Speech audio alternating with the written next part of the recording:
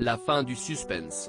Chloé, une jeune femme âgée de 20 ans, avait disparu des radars dans la matinée du vendredi 21 avril alors qu'elle était partie courir à Dammartin-en-Goële, Seine-et-Marne.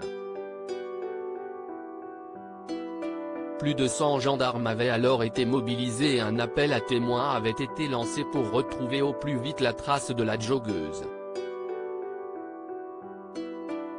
Une histoire qui s'est heureusement bien finie puisque la jeune femme a été retrouvée ce samedi 22 avril dans le département de la Marne, comme l'a annoncé la gendarmerie de Meaux. Elle est vivante et en bonne santé. D'après les premiers éléments, il s'agirait d'une fugue, a ainsi rapporté BFM TV. D'après les dires du procureur de la République de Meaux, Jean-Baptiste Bladier, Chloé a été découverte grâce à des investigations basées particulièrement sur de la téléphonie. Elle était là-bas en compagnie d'un ami. Comme elle est consentante, il a été mis fin à la procédure pour disparition inquiétante. Nos confrères de BFM TV ont ainsi souligné que la jeune femme aurait indiqué être partie d'elle-même chez son ancien petit ami. Celle qui était vêtue d'une doudoune noire sans manches, d'un sweat bleu roi, d'un jogging noir et de baskets blanches au moment de l'alerte n'aurait pas pris conscience de l'ampleur des investigations qui ont été entreprises ces dernières 24 heures.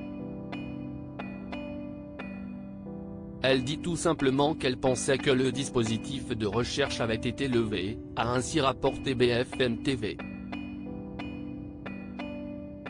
Les proches de Chloé dubitatifs quant à une fugue avant que la trace de Chloé ne soit retrouvée, les proches de celle-ci se sont fait énormément de mourons. Tout le monde est inquiet, tout le monde se pose énormément de questions, avait ainsi confié à Europe 1 Patrick Caron, l'entraîneur de judo de Chloé.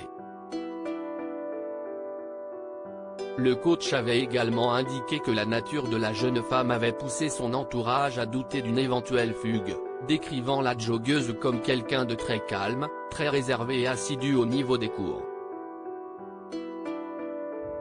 Nos confrères du Parisien avaient indiqué de leur côté que Chloé serait stable psychologiquement, n'aurait aucune tendance suicidaire et ne souffrirait pas de dépression.